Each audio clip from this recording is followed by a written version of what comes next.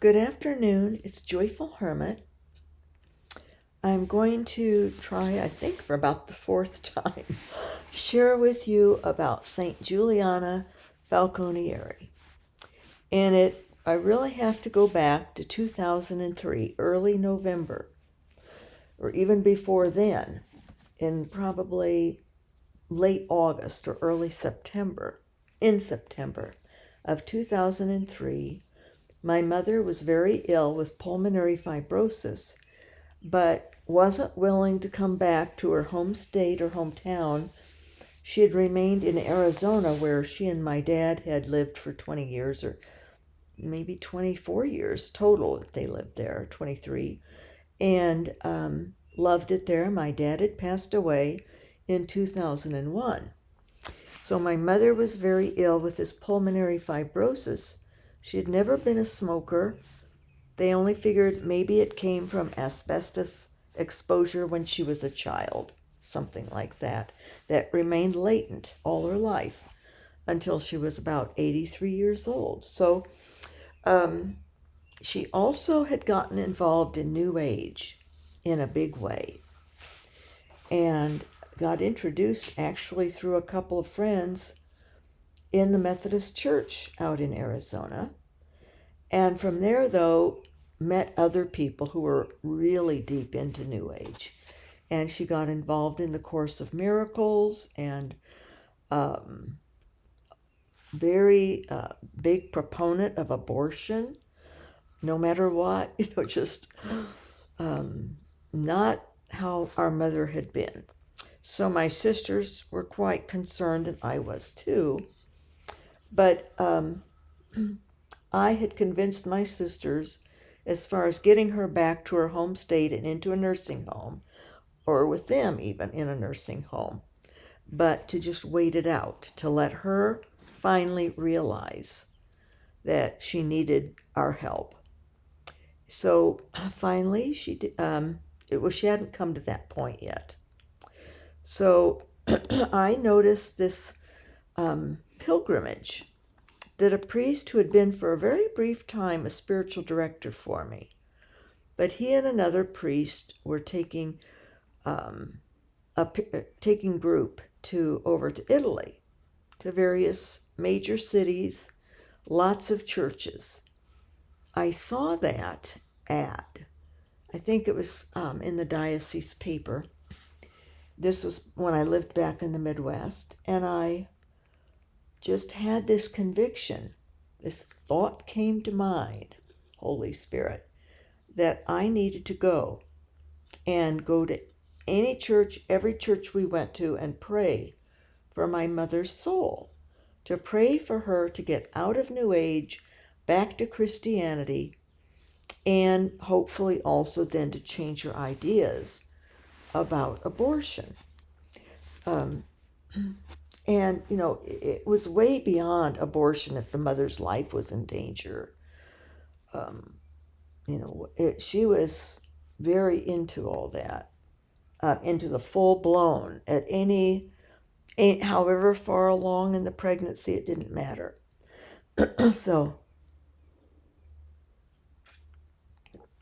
I contacted this priest, and I had only recently flown within the United States out when my father was dying. And one of my sisters, in fact, generously, she and her husband got me an airline ticket very kindly, and I managed that trip okay. I came back and had pain siege, but I didn't have any problem there. So I knew that I could handle a fairly direct or shorter airplane trip and stand up or walk up and down the aisle, that kind of thing. But to go overseas and on buses and trains or however we were all going to travel in this pilgrimage, I really had no idea. Knew that it would be extremely difficult. And the priest knew that I had pain issues too, but he thought the idea had merit. So I didn't have the money. I earned some money, by painting some rooms for friends, and I painted a neighbor's garage. But that kind of work I could do, moving around, constantly moving, stretching, it was good for me. And I liked to paint. It could take my mind away from pain. That was before I got into more heavy duty kind of manual labor. So the priest, though, lent me the money. He says, I'm going to pay the rest. Whatever you can do, I'll pay the rest. Well, he ended up paying $700, and I came up with about $600. Prices were less then. So then I told him that I would have money. When my mother would pass, I would pay him back. Because I was helping my kids get through college. And the girls were finished with college. I was helping pay for my son's high school. He went to a private high school. It was best for him. It turned out that way. For the classes he would be put in. Rather than the public school, they were going to just average track him based on a teacher when he was in 5th grade. Decided that based on one test he took in 5th grade. And I knew my son was, a better student than average track. And I knew he would just sink to the level of wherever he was, or he would rise also. And so he ended up being in honors classes and things and I think he had a 3.3 or 3.35 grade average. So, obviously wasn't intended for average track, as it all turned out.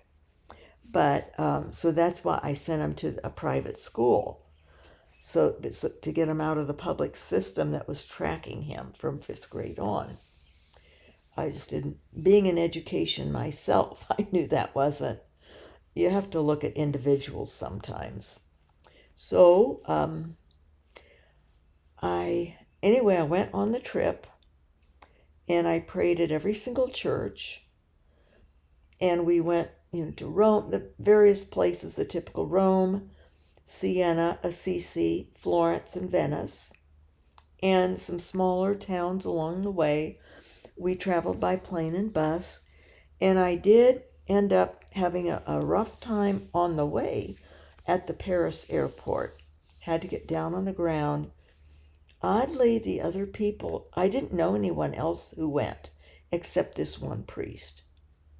And I knew of the other priest, but I didn't know him. But it was a stranger who came and brought me orange juice. I was laying on the ground, starting in with a horrible spinal headache. I had no pain meds at the time, but I had taken with me a leave and these things called BC that come in little packets. And it's basically ground aspirin and caffeine. So I had that in my pocket to have on hand. And so some stranger gave me orange juice, and I took one of those BCs and was able to get up. But that was just sort of a strange aside that no one in the group offered to help or asked if they could do anything or what was wrong, except the priest who knew me. He came over and just sort of stood over me and said, "Are you gonna be all right?" and said my name. It was just, I don't know. I think to this day people have trouble grasping how much pain I'm in, or if I'm going to start having a pain siege. I don't know, but the stranger recognized, but God provided. So I was able to get up then and get on that plane, and we made it. And then about that time, as soon as we made it really there, I think we ended up pretty much going to the hotel so I could regroup. But it was just sort of strange start to it. And I was concerned that, oh no, what have I done? Because that was just I think it was the second plane that we switched to after we got over to, I think, Amsterdam and then to Paris, then on to Rome. So, oh my. But from then on, miraculously, really, I made it through that trip. And when we were in Florence, and I would pray at every single church, and even like if there was a saint connected with a church, there were many in Rome that we went to. Anytime they would give free time to go shopping, I didn't do that. I would just go looking for more churches that we didn't see, that weren't on the itinerary, to pray for my mother. And I also added another prayer concern, and that was for my aunt, her youngest sister, who's still alive now, 101, and my cousin, her daughter, her only living child, because the daughter had issues with her mother for years, since she was a little girl. Never really liked her mother. Didn't really love her. And I worked with that cousin for years and years, even after this pilgrimage. And I didn't see evidence of my prayers being answered. And finally, about 4 years ago, I sent a text. Something had come up that she'd visited her mother or something, or was going to, or was even in the room with her she was in a nursing home by then, and just talked about how much she hated her, how this hate came up in her. And I finally then said, would you consider, please, professional therapy to get over this? Because she could pass before her mother. My cousin's health issues were worse at the time, and could have, and I'm worried about your soul, if you would pass before your mother with how you, and I said, I've done all I can think to do or to say over 31 years.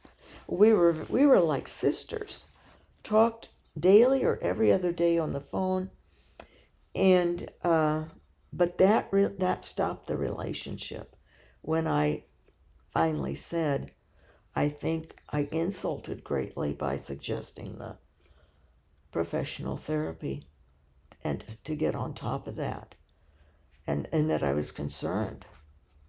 So I don't know now how it is. I'm hoping and praying better. I think better, maybe just cutting me out of her life. That maybe that did jolt her enough. But she still cut me out, I think, was insulted by me or embarrassed, maybe, I don't know. But a lot of people, this is the point of my sharing that in a way, a lot of people think it's demeaning or beneath them or an insult to even be suggested to go get therapy. And it's not. If I had the money, I would do therapy with Dr. H every week. He has so much wisdom. He has years of experience. And I'm very intent. I want to stay humble. I want to stay healthy emotionally and mentally. And we all have bits and pieces of personality disorders. But it's when it becomes extensive that it becomes a real problem. Then it becomes a major disorder. So I like to, keep track of that, not get into some disorder, not get too down with pain or anything like that. So, but a lot of people get insulted. If you're one of those persons, pray and ask God to help you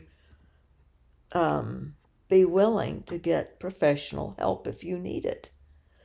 And and I always recommend to people clinical psychologists, ones with PhDs. They have a lot of experience. They have loads more training, and many more clinical hours that they have before they get licensed. And their licensing exam and requirements are far steeper than someone with a master's degree. So That's just my aside on that. But so I prayed at every church for my cousin and aunt for their relationship and for love to be there, that the cousin would get over the idiosyncrasies that our mother has, which we all have idiosyncrasies. So, and when they get in the way of loving a parent or anyone, but especially a parent, that's not good for our souls. Honor thy father and mother is a basic commandment from the 10 Commandments. So one morning on this pilgrimage, we were in Florence, and the breakfast was going to be like at 8.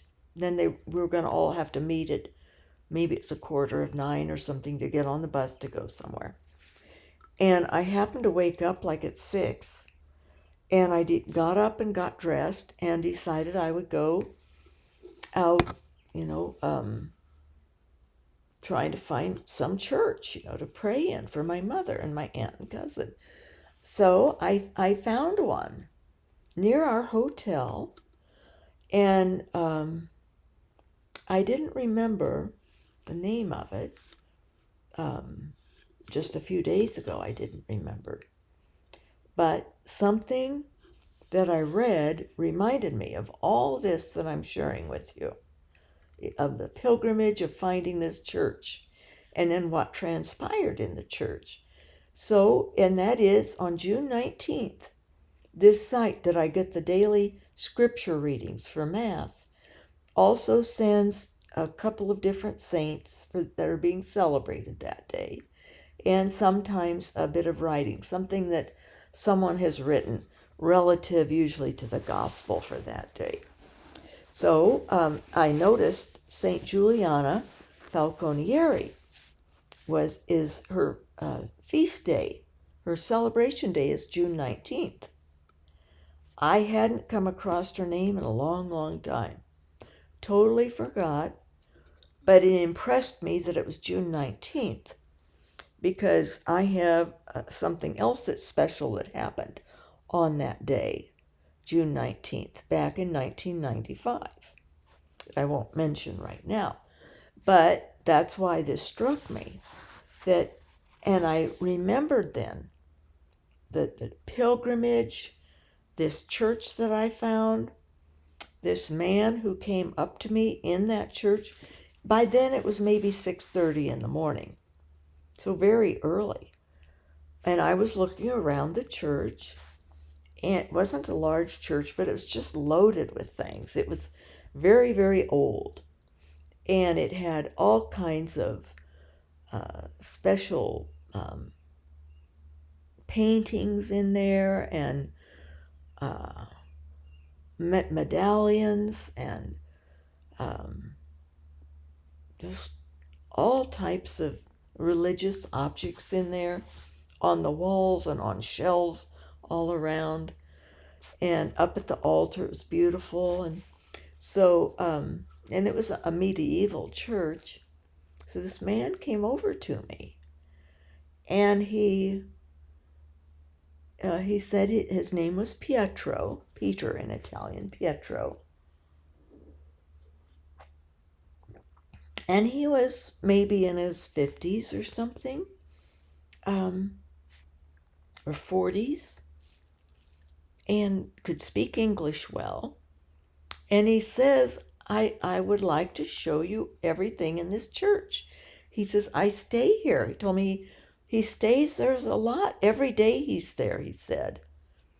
And people know him there, he said. And he knew all about the church, the structure, who had had it built, all knew about every little object that was in there, and would explain it to me. So he did. He spent about an hour with me. Very kind. And then he said he needed to leave, so we went outside. And I was thinking, well, I'd better head back.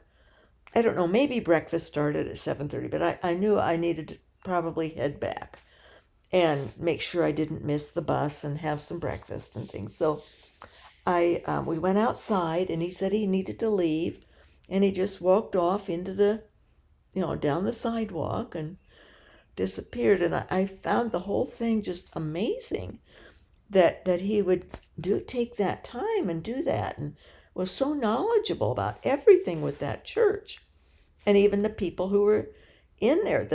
Because when we got up by the altar, as he was showing me, I literally sort of bumped up against this coffin, and there, it said S. Juliana Falconieri.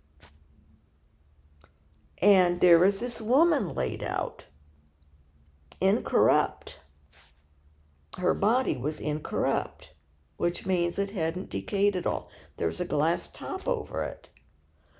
And then there were other things with Falconieri, somebody else with the last name Falconieri, but not a person. No one else, but I saw that name there. And, but that just struck me, this, the name, Juliana Falconieri, and just seeing her right there, you could touch the glass if you wanted. I didn't, but that was the closest and the first I'd been to an incorrupt body. I'd seen it in programs like on EWTN. There was a program back then, Lives of the Saints or something, with Penny and somebody else, Penny and Jack Lord or some, I think that an older couple that had a program. And so if they would talk about some saint and show where they were and what church was connected with them, then they would show on the program, a picture of the body, an incorrupt body. But this was up front and close. So anyway, that was that part of. It was just strange. When I got back home from the pilgrimage, I sent a thank you note to that church, because I'd kept notes of everything. I have journals, everything in my journals, and I put on the front to Pietro, and to that church though, and please open. And in it, I explained, that I'd met Pietro. And I wanted to thank him for how wonderful he was to show me that church and spend that time with me. And I think maybe I put some money in it. But he wouldn't take any money at the time. But he seemed rather poor, sort of rough, a little bit rough. And, when he first approached me, I was a little bit, a little bit cautious, because I thought, is he homeless? Did he want something? Was this going to be trouble? Or no, nothing. He was very nice. He was very holy seeming. Well, I got my letter back from Italy then. From that, I'd put it the address of the church, and it said, we don't know anyone. We don't know any Pietro here. And then I thought that it was so bizarre that I pretty much had thought that it was probably an angel. Or just the other day when I was trying to do the video, it came to mind, maybe it was St. Peter, dressed in 2003 clothing of anybody who was sort of out on the streets of Rome, of Florence, from 2003, because he was contemporary. But thinking back through it all, even all the more, I'm convinced. But then when my note came back, and even the money was still in it, they said no, they didn't know anyone there by that name. And he had insisted with me he was there daily, spent lots of time there, and he knew everything about that church in detail. I think he was an angel, actually, or St. Peter came and in a body of our time period. So that was just an aside from that. But all of this came back just from seeing this past Tuesday or nearly a week ago, on June 19th, Juliana Falconieri, that was her saint day. And so I read up on her,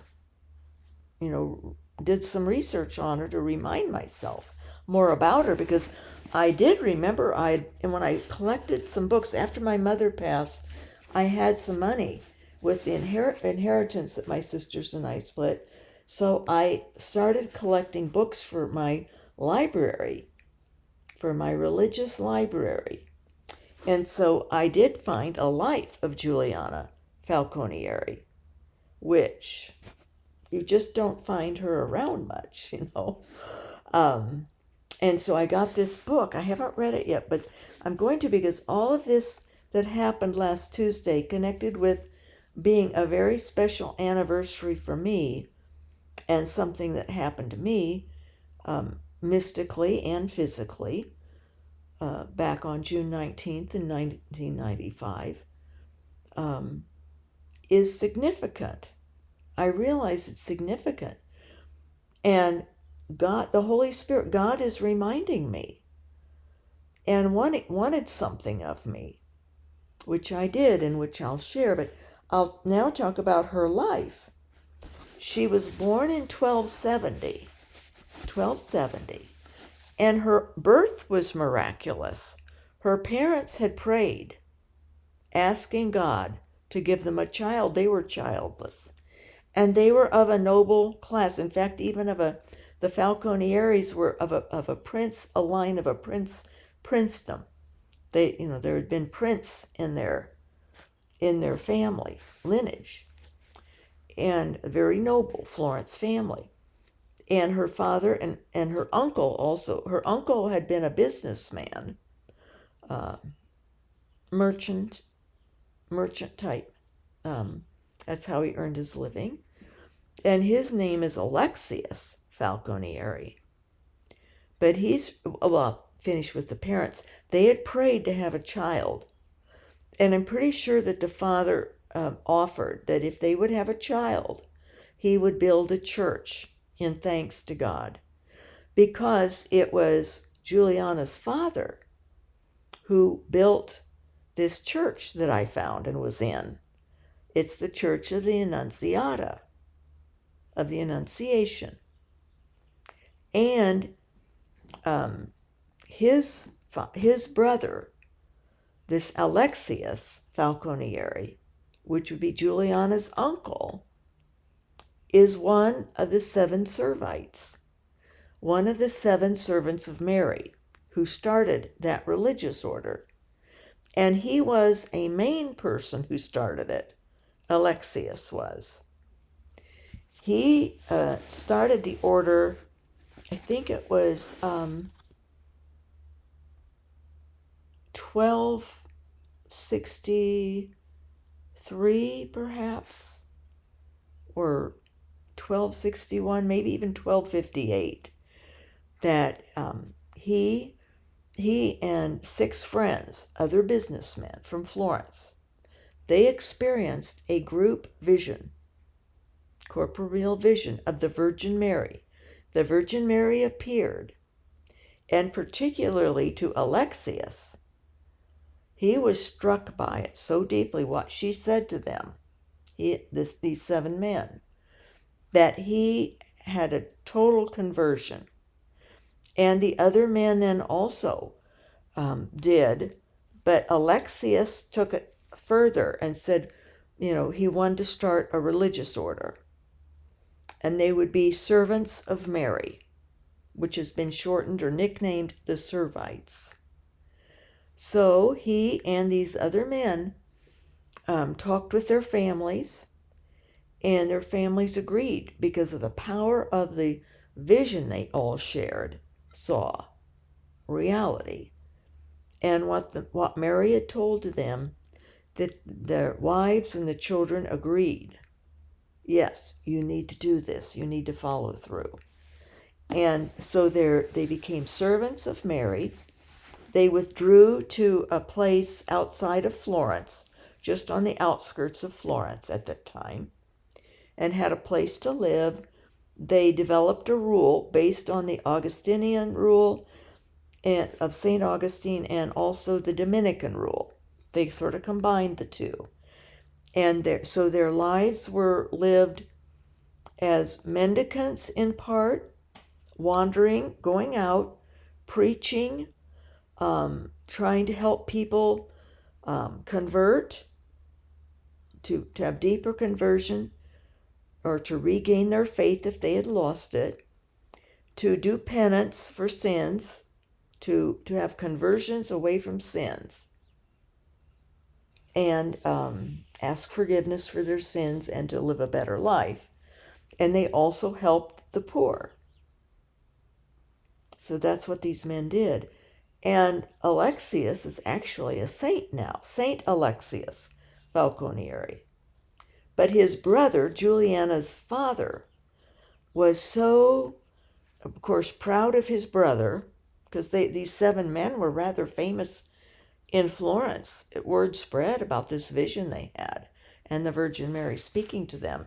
And of course that they started this religious order. So here, Juliana and father and mother had this little girl, and Alexius was known to have said, or wrote about it, that she was more angel than human growing up. So her father wanted his brother Alexius to sort of be responsible for Juliana's her religious training, upbringing. So that's what Alexius did. He was sort of in charge, helped do the religious guidance of his niece, Juliana. At about age 14, I think she was 14, maybe she was even 12, she received an offer in marriage. And Juliana did not want to get married. And her parents and her uncle, no one went against that because she was so holy. And then when she was 14 years old, she wanted to do sort of as her uncle did, serve Mary. She developed a great devotion to the sorrows of Mary, to Mary's sorrowful heart. So Juliana, at age 14, was given a mantle, given a gown, sleeveless. They were called mantles, like a tunic she wore. It was dark cloth, very similar to her uncles and these other men, the 7 servants of Mary, for their Servite order. Their Servite order, they wore this mantle. So Juliana was given one to wear because she was so devoted to the sorrows of Mary also, and very holy child, young woman, and had given up marriage. So it actually ended up being St. Philip Benizi, a priest in Florence at the time. He was convinced to become a servant of Mary. And he, what was I going to say about St. Philip Benizi?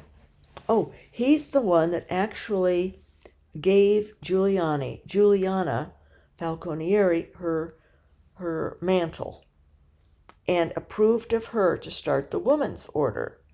And St. Philip Benizi, in the meantime, began the Servants of Mary, first superior general of this new order, their Servants of Mary order, religious order, which is still today the Servants of Mary, the Servites, they call them.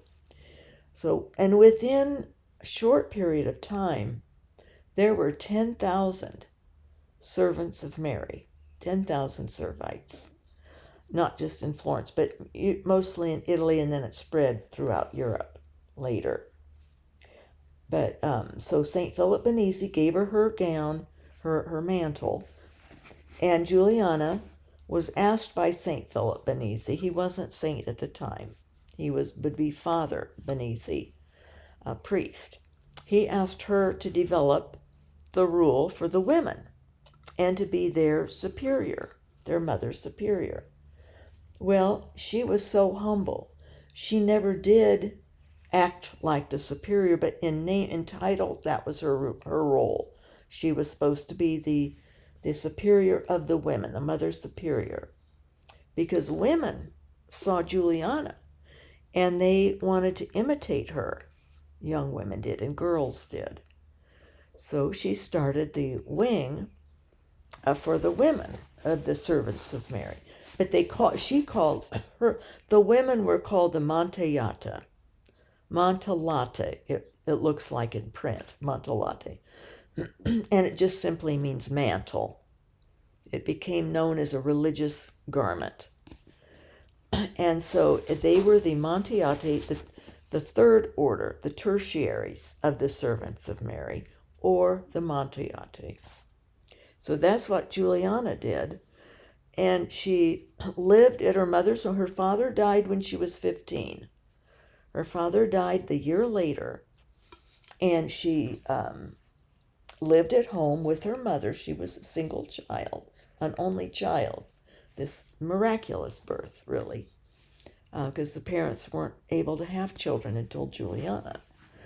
And so it's just sort of amazing that she lived until she was 35 years old with her mother wearing this religious garment.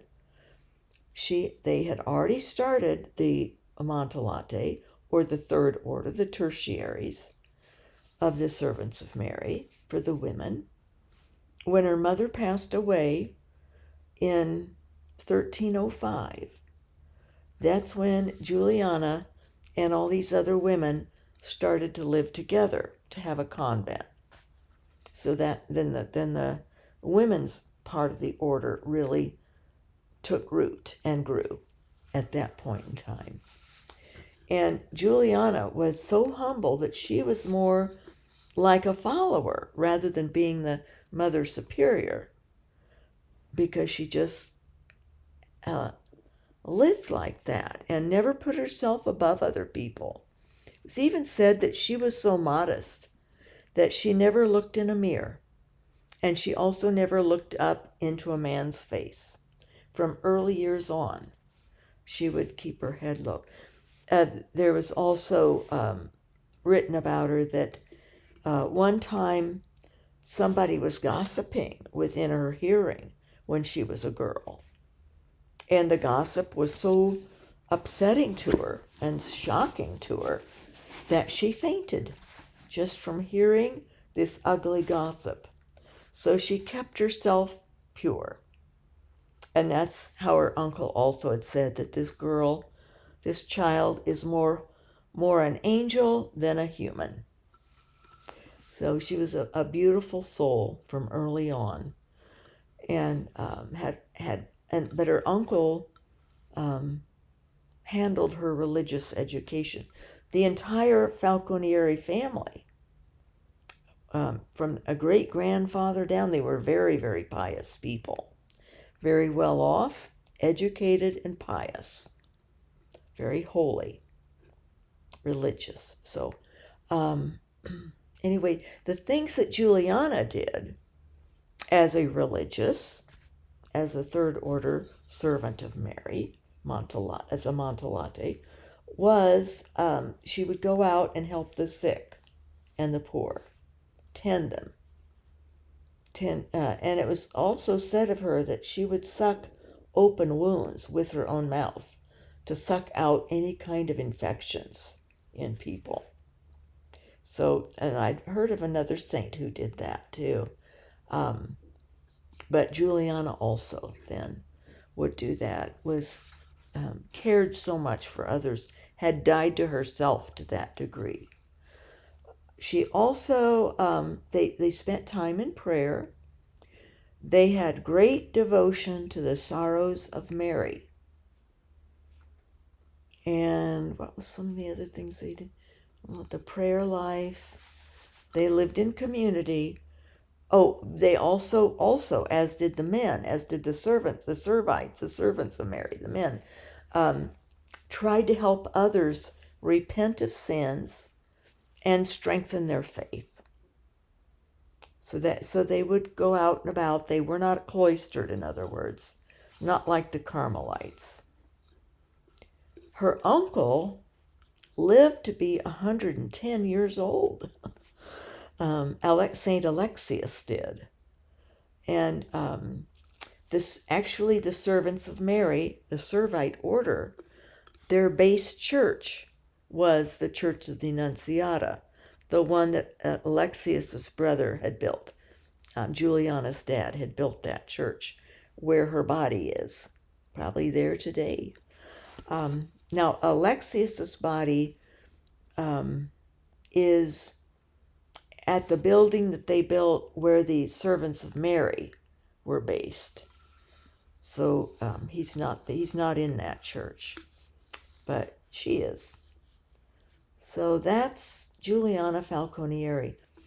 When she was she died when she was 70 years old, or 71. She was just about 71. She died in 1341. And it is said, well, she had some terrible stomach disease, maybe cancer of the stomach. She could not keep any food or liquid down. And she handled her suffering heroically. But she grieved. The one thing she grieved, that was that she could no longer have Holy Communion. She couldn't keep anything down. So she asked the priest to please, he would come and visit her. They had a priest who was in charge. It wasn't St. Philip Benizi. He passed away when he was 52. I think around 1287 was when he passed away, St. Philip Benizi. He was the first superior general of the Servants of Mary religious order. Oh, this is another thing as far as Juliana's prayer life. When she took on the mantle, about that year, there was a Pope Innocent V. I think this is the one who did it.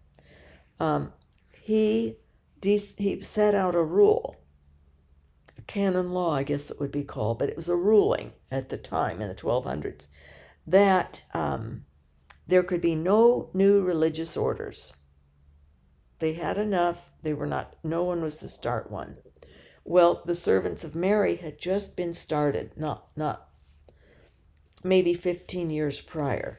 Juliana was 14 or 15. She just had her received the mantle, so she was 15, and at that point, and started praying, because this Pope Innocent V had sent a letter suppressing the Servants of Mary, that it could not be a religious order, and they credit Juliana's prayers as what had overturned that then.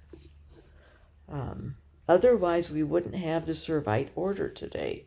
We wouldn't have the Servants of Mary.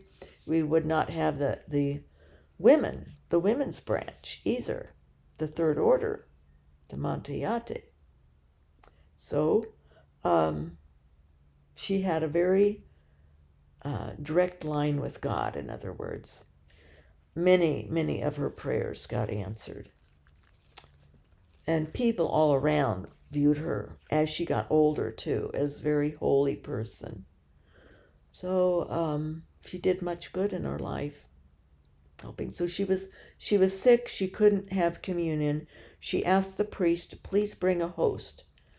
And he did. He brought a corporal, a white cloth with the host in it, a white blessed cloth. It's the cloth that when you see the priest put the hosts in the ciborium to put it back in the tabernacle, they'll often put a white cloth over it, or up at the altar they'll use the white cloth, and he'll put that down and then take the host himself with the white cloth down in case any morsel or particle would drop from the host. It would drop on the corporal, the white cloth called the corporal. And that's also what they wipe the chalice with. So, and there's also with corporals, there's special washing instructions. It's not just done sloppily or in the sink, with some Dawn detergent. No, there's specific ways to wash and to sanitize the corporals after Mass. And usually in every parish, there's one or two persons who are in charge of washing the altar cloths. So the priest brought a corporal, put it on her chest, and laid the host on top of where her heart would be, on this corporal. And this is a miracle that happened when Juliana was, as she took her last breath, as she died, the host disappeared, just totally disappeared. The corporal was still there, but the host was gone. When they prepared Juliana's body for burial, they found on her skin, where above her heart, where her heart would be, the stamp of the cross, the same stamp and size of the cross that had been stamped onto the host. So mystically, God allowed Juliana to have that host, to have communion. It went right into her. And what was left of it, the sign of it happening, was that the host was gone, but on her skin was that cross, the insignia that had been stamped into the host. You know how the hosts often will have some kind of a stamp on them. That practice has gone back centuries and centuries. So that was one miracle, but another miracle that is, I didn't read about it everywhere, so who knows, but I tend to believe these miracles because we've all had miracles in our lives. Most of you have. I have. Just like Pietro, I don't have proof that he wasn't a human man, but it was seeming very strange that they knew nothing of him. When I sent that note that no one known there at that church. Trying to find the photo of her deathbed to show you from this book. Anyway, maybe an hour or so before she passed, here it is, they saw many, many white doves came in to the room and were flying around, hovering above her deathbed, these white doves. They looked like white doves, but the people who witnessed this knew it was supernatural, knew it had to be angels, that the white doves were representing angels. And at the same time that with these white doves came Jesus, they saw this vision.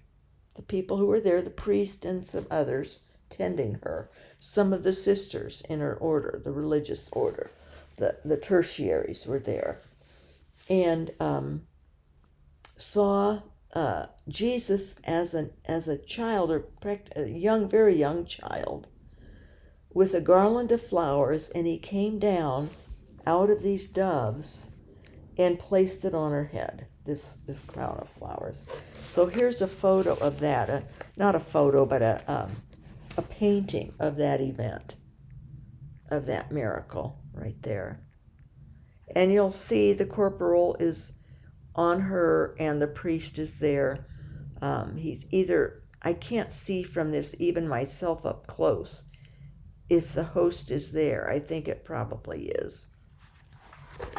And then on their habits, here is the Mother Superior at the time of this book being printed, which is 1898. It's an old book. But see the white. They have a white circle on their habits to signify that miracle of the host disappearing. And it's over their hearts. And Juliana had such a devotion to the sorrows of Mary's life. So the heart is also, Mary's heart is also I'm trying to find another picture to show you of a statue of her, of Juliana, a picture of the statue. Well, here's a statue of Juliana surrounded by the 7 holy founders, of which her uncle is one of those men. And I don't think they probably have their names. Let me see if I can point out Saint Alexius, if I can see that. Oh, there. I had a feeling it was the one with the Christ child. Probably, if I could find much about him, I'm going to try to read more about him. He probably had a miracle with the Christ child. But there he is, up in this corner here. There's Saint Alexius. And another one has an angel there. One has a dove. Another has a skull and some other object. So another one, well, they each have different items. But, oh no, that's the 7 founders. That's not Juliana in the middle. That's the Virgin Mary with the swords, the 7 swords piercing her heart. Goodness sakes. I didn't look carefully. Of course, that would be the Virgin Mary, and they are devoted to the sorrows of Mary, as are the tertiaries. There is a statue of Saint Juliana, and there again is the host, an image of the host, and to remind of that miracle. So, Foundress of the Mantellate nuns. Or also they are called the Third Order of the Servants of Mary, or the Servants of Mary tertiaries. Those are the different names for that order. So I'm going to read this book because I am convinced, given what happened to me on June 19th in 1995, it was not quite 2 months before I was confirmed Catholic, but I was well on my way. I had already had a couple of months or 3 months of private instruction by this priest. And on the 19th of June in 1995, I had heard about people in the parishes. There were 2 parishes in my hometown. They were all talking about this healing mass that this Father Luby from some place in Maryland, that he had the gift of healing, and that he was traveling around. He was going to be in our town doing a healing mass. Well, I didn't know anything about all that. So the associate priest told me. I asked him about it. He says, "Oh, that's something you definitely need to go to." Now, of course, when I would go to Mass, I didn't receive communion. I was not confirmed yet as a Catholic. But I could still be at Mass. Anyone can go to a Catholic Mass. You can go up even for communion. Just put your arms like this for a blessing, to receive a blessing. And then when you become Catholic, then you can receive, because you are in union with everyone then. You are familiar and part of the church once you become part of the church. So anyway, so I went to the healing mass. My kids we were all very excited. I was sure and hoping that I was sure that I was going to be healed. And this priest, I think he said, now go with great faith. Have great faith. I hadn't met my spiritual dad yet. I didn't meet him until the end of August of that summer. But so I went to this mass and was so hoping I would be healed. Well, instead, what happened to me? Something happened to my heart. Very painful. It was strange. My heart got huge within me. Instead of some kind of healing or something else happening, when you go up and this Father Luby would just touch our foreheads or pray over us, do the sign of the cross, or touch the shoulder or whatever, he would touch some part, and then if you were going to be healed, you'd be healed. But instead, and some people would be slain in the spirit, and I was, but not in the normal way, not in the usual way. What happened was something happened to my heart. It got huge and pounding and painful. And it was so huge in my chest, it was hurting my ribs. My stomach got squished. And I was aware all the time, but I couldn't get up off the floor for quite a while, longer than most, because of my heart. The pounding and the pain and I got back, and this usher, somebody helping, finally said, let's get you up. Are you, because I was there longer on the floor, and so he helped get me up, and I got back to the pew, and a woman who I'd grown up in high school and college years, a neighbor, turned around and said, well, something sure happened to you. And I couldn't talk because my heart was still pounding and hurting too much. But I didn't have any back pain. No other bodily pain, just my heart. It was like my heart had taken over my whole body. That was all I felt and knew, was my big heart in there just pounding and hurting. And but I was amazed that I had no pain, back pain, spine pain. First time in, 90, would have been from 87, 8 years, no pain. And I had no pain meds then too, remember? So that was profound that I didn't have pain other than my heart. So I got home, my kids were asking. I could even jump up and down. I jumped up and down on the floor. I was so excited. They were all excited, especially the one daughter that was, taking more interest. And my son, too. He was more interested. The oldest daughter was not, so she kept more standoffish about all these things and my becoming Catholic, but she was still, would have loved it had I, but she was more realistic, I guess, is how to put it. She was more realistic. She's always been very wise and sensible, but also has not,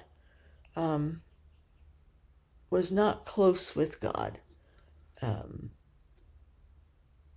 Maybe all the hurt of everything that happened in her young life, and she was the eldest. But so anyway, I thought maybe I wasn't going to have pain because I didn't. But then during the night, the pain came back. But the heart still was just horrific, still huge in there, and had slowed down the pounding, but was still very altered.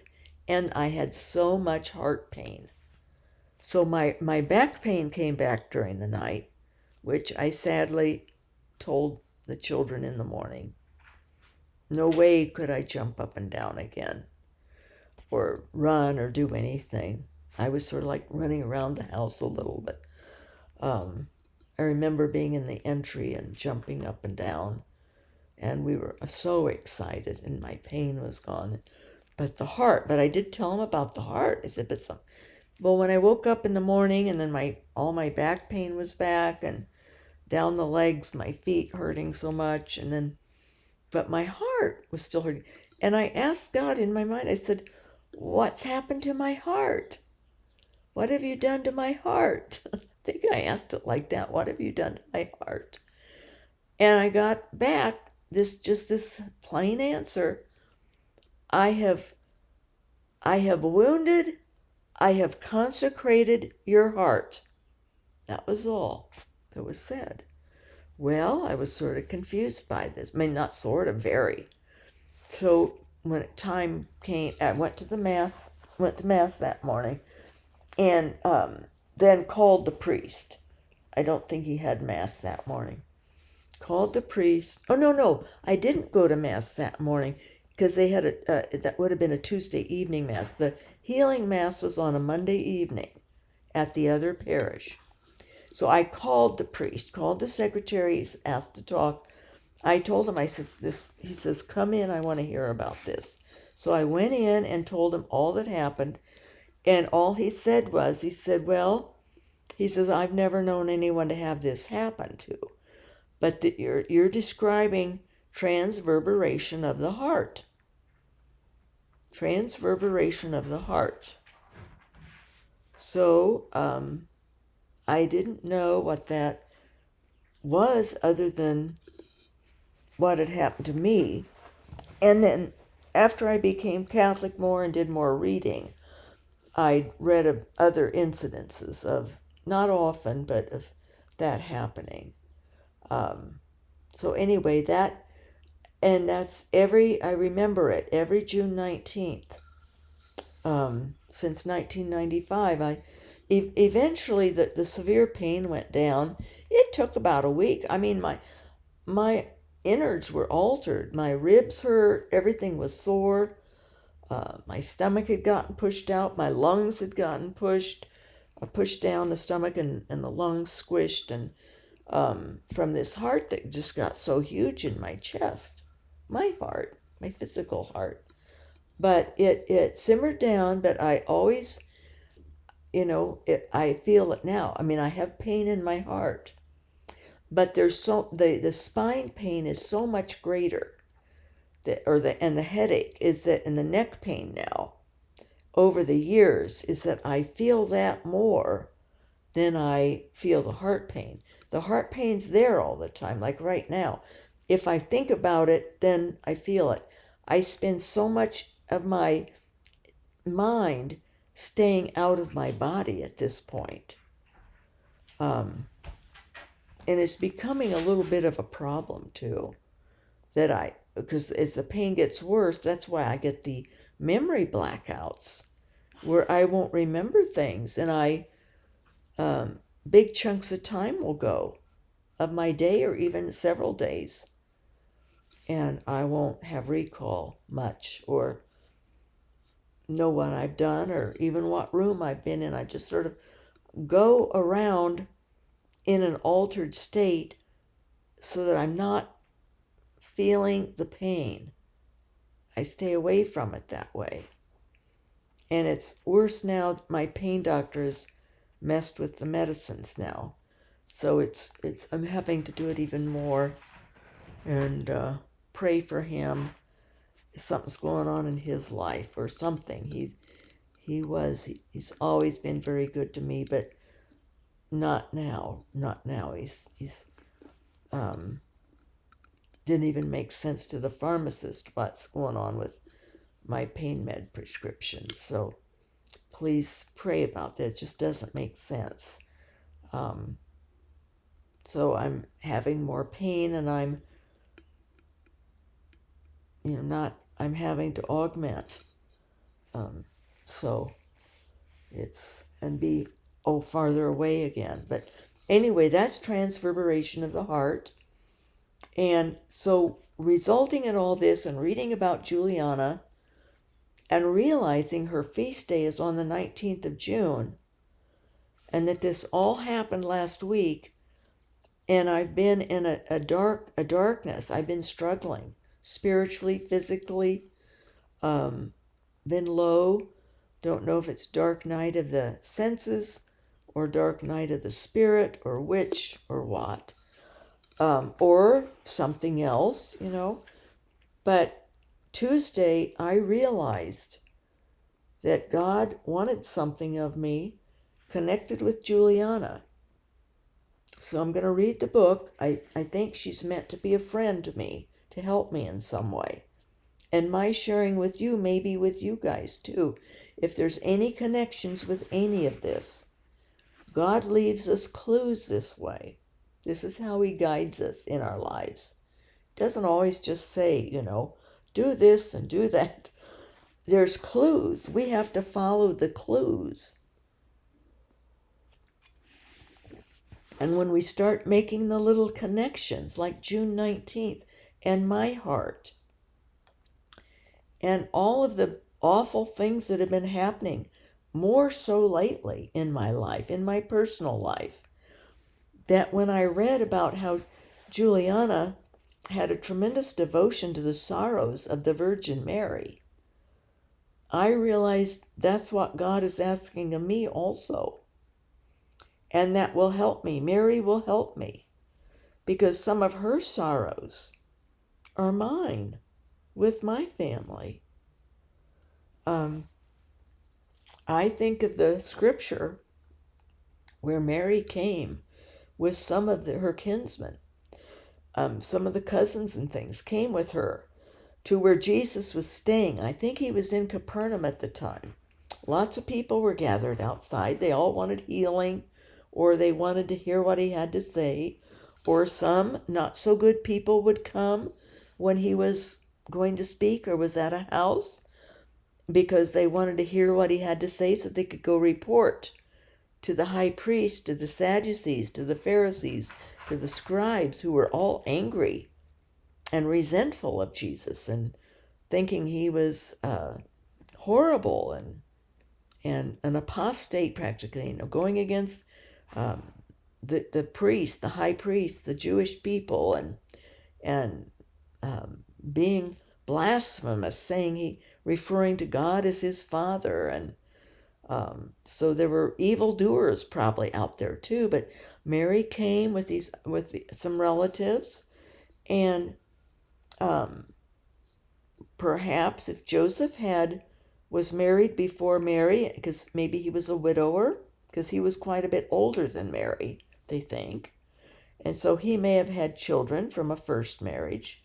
Maybe some of her stepchildren came with her, stepbrothers or stepsisters to Jesus. Who knows? He was an only child, though. He was the only child that Mary had and that Joseph had with Mary. So the disciples told Jesus inside, "Your mother's here and she wants to speak with you," because they wanted to take Jesus back with them to protect him and to see what was going on with him, because they'd gotten these rumors in Nazareth about how he had gone crazy. He was saying all these crazy things like, if you eat my body and drink my blood, eat my flesh and drink my blood, you will have life, you will have my life in you forever. And that was, he lost a lot of followers with that one, because that sounded like cannibalism, and they thought, wow, he's just, lost it. Those who couldn't understand what he was saying spiritually, metaphorically, mystically, but in actuality also, though, not just a metaphor, it was a mystical reality, but they couldn't grasp that mystically, in reality, it is his body and his blood consecrated. He taught that at the Last Supper also. He demonstrated what he was leaving for us. So anyway, also, they heard rumors about how his life, they were trying to catch him. His life was endangered. He'd at minimum go to prison or worse. So they wanted to get him, to help him, save him, protect him. He went to the door. He didn't talk to his mother Well, he did, but he didn't listen to her. This is what he said. Who is my mother? You find this scripture. It's in the Bible. It's in the Gospels. Who is my mother? My mother, my brother, my sister. They are the ones who seek the will of God and do it. Well, he was giving a message to his mother. The same message he gave when he was 12, when he stayed behind in the temple and worried her to death, nearly to death. Phrase of words. They were very upset. They'd searched for him for 3 days. Had to go back, realized he wasn't with the caravan, heading back, and found him finally after 3 days. Found him in the temple, and he said, "Didn't you realize I need to be about my Father's business? This is where I belong, in the temple." And at other times he was making it very clear. No, you can't take me with you. I'm not going to talk with you. I am here doing my mission, what my Father wants me to be doing. So she saw her son, but I've always thought of that. When things happen with my children, and, they make it clear they have their lives they have to live. They can't stop their lives. They have their sorrows. They have their suffering. They have their responsibilities, their bad things that happen in their lives. They don't have the pain I have. They feel terrible about it, but there's nothing they can do. I sort of made the mistake of sharing with a daughter, the one that was sort of the go-to person who would listen and to these different things that would happen. And I mentioned how the pain doctor has got something going on in it with him. And, but then I realized, no, don't. Because she said, well, I'm so sorry or something. But they can't do anything. It's upsetting, because they're helpless to do anything about any of these things that happen. But they know it's causing me more physical suffering, not to have the right pain medication or the type that's right or the dose that's right. So I'm like a pain yo-yo right now. I have to keep track or take the extended release that I had here. I have it here. But he wanted to switch it to every 5 hours to instant release. It's not good for a chronic pain person. You're just like on a roller coaster. So I get about 3 hours of enough relief that I can function. And then the other leading up to that point where it's working in my body. And then it starts to decline. So I'm just like this day and night. Last night, I didn't get it, and I woke up with the pain out of control. So then you're weepy and sobby and negative and dark, and life isn't worth living. You can't help it. The pain gets so bad. It alters your brain to have too much pain. So see that, but I realized I shouldn't have said anything. My kids needed to individuate out. They're like what Jesus had to do with his mother. No, don't. We can't go with you. We can't help you. We can't hear it. It's upsetting to us, but we can't. What can they do? Nothing. They can't do anything. And all the years, 40 years, see, so that's why I have to not be careful. And I have to think also, though, so that's a sorrow of Mary that I relate with. That was a major ouch for a mother. And yes, our children have to individuate out from us when they get to be out of high school, even especially out of college. They have to individuate out, break away, as it used to be said, cut the apron strings, for mom especially. And it's hard, it's painful for the parents because, we've gotten used to taking care of our children. We love being with them and all, but we have to let them go. And they also have to let go. And usually they're the ones that do it, because we would cling to them, many mothers would, all our lives if we could, because we're nurturing. That's sort of in our DNA, is to love and want to take care of and be with our children and be close with our children. So, it's that was a major sorrow for her. Now, I think the worst was when she had to stand there while he was being crucified, humiliated, killed up there on the cross, hanging, suffering, nearly naked, her beautiful, holy son, her perfect son. So, this last Tuesday, a week ago tomorrow, on the 19th, I said a prayer dedicating myself to being devoted to the sorrows of Mary, to think about her sorrows, to unite my sorrows with hers, to understand more. A lot of this is part of what being a mother is to have our our hearts pierced by swords. Many pains being a mother. And that's part of being a mother. And to take it like she took it. She accepted. And it was Simeon who first said, your heart will be pierced. And he said more, I think, your son will be the rise of many men. But he foretold, that there was going to be great sorrow for her.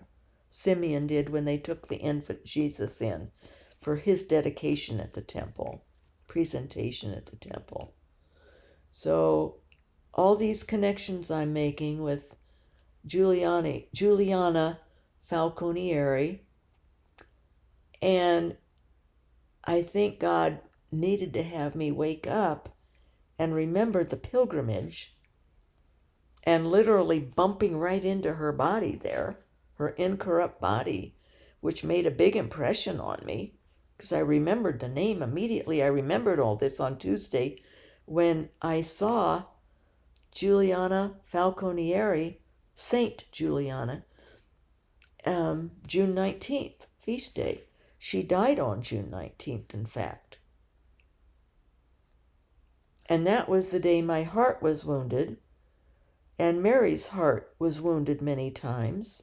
So I just put all these clues together and realized, took a gamble, that God wanted me to devote myself, have a devotion to the sorrows of Mary, and that Mary would help me and console me, help me understand and accept the sorrows of my own heart in many ways. I'm sorry that the pain doctor is going through something. He was atypically aloof and cold to me, rude, and then also hurting me with this changing the meds. It doesn't make sense. I asked the pharmacist. He said, no, that doesn't make sense. With a chronic pain person, you put them on a long-range medication. Even a patch would be better than twice-a-day pills. You don't want the pain patient, constantly having to keep in mind when you have to take the next medication, or you end up with the pain out of control. You want to give the pain patient, get them away from the pain, not to be consciously having to think about it. Because you don't want to run the risk of the pain patient feeling it more than they need to feel it. or be reminded that they've got all this pain. I've worked very hard with other kinds of pain techniques, including talking. Talking takes my. I haven't felt pain since I've been in here until I started talking about on this video, till I started talking about the transverberation of the heart.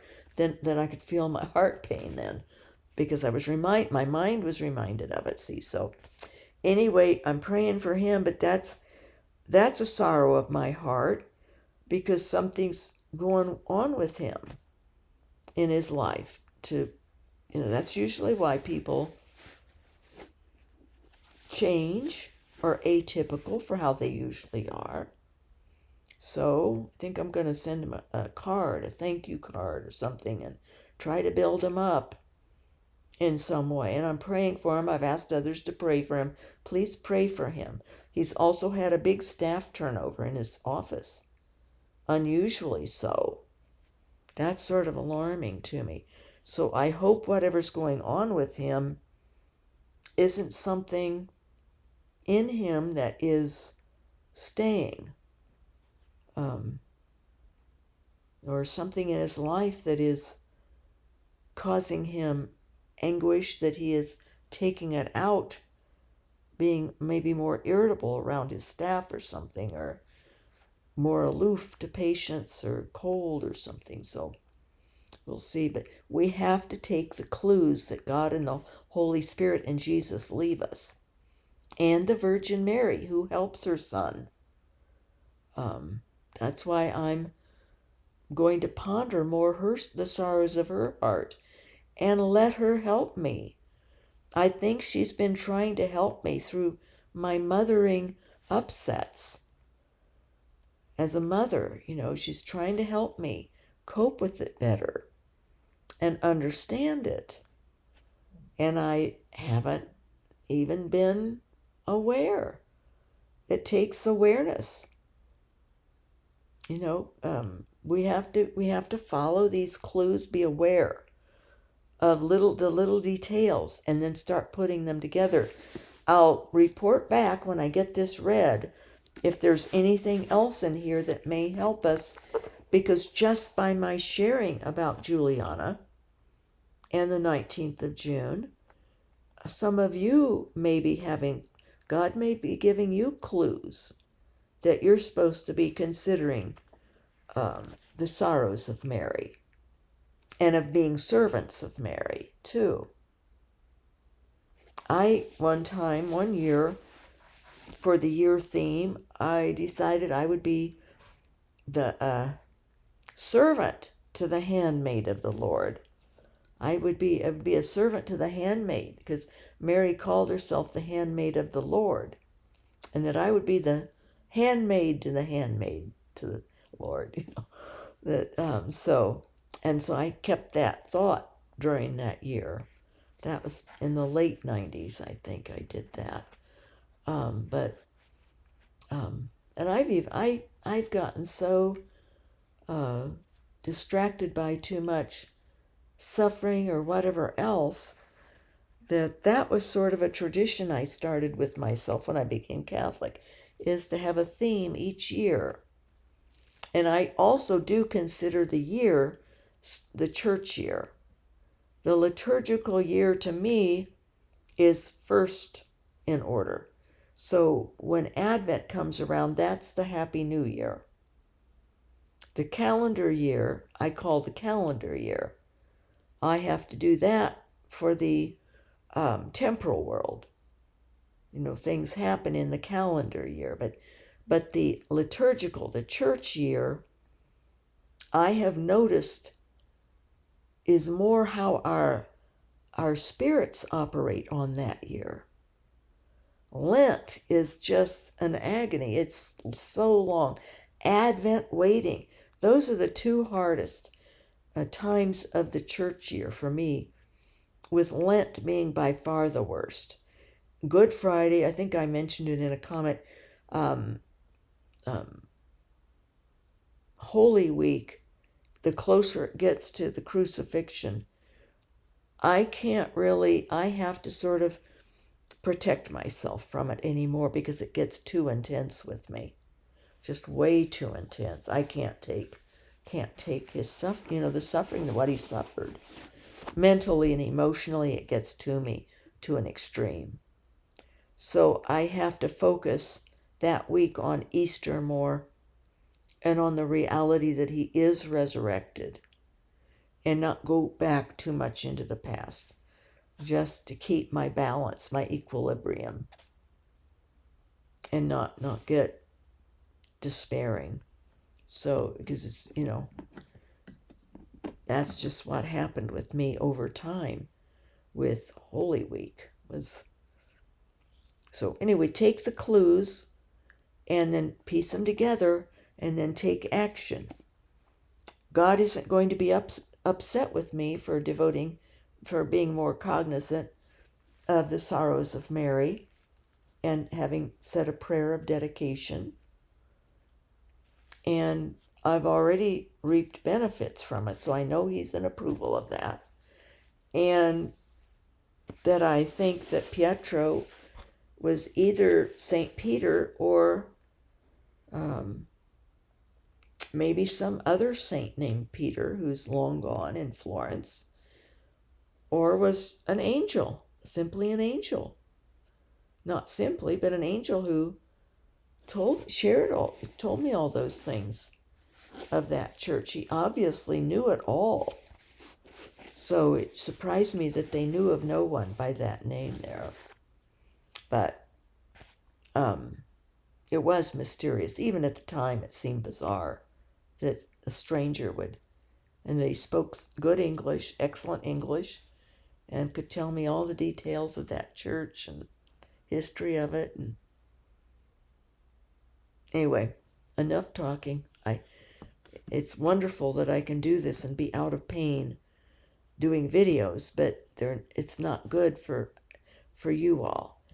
If I would do 10-minute ones, I'm sure that more people would listen.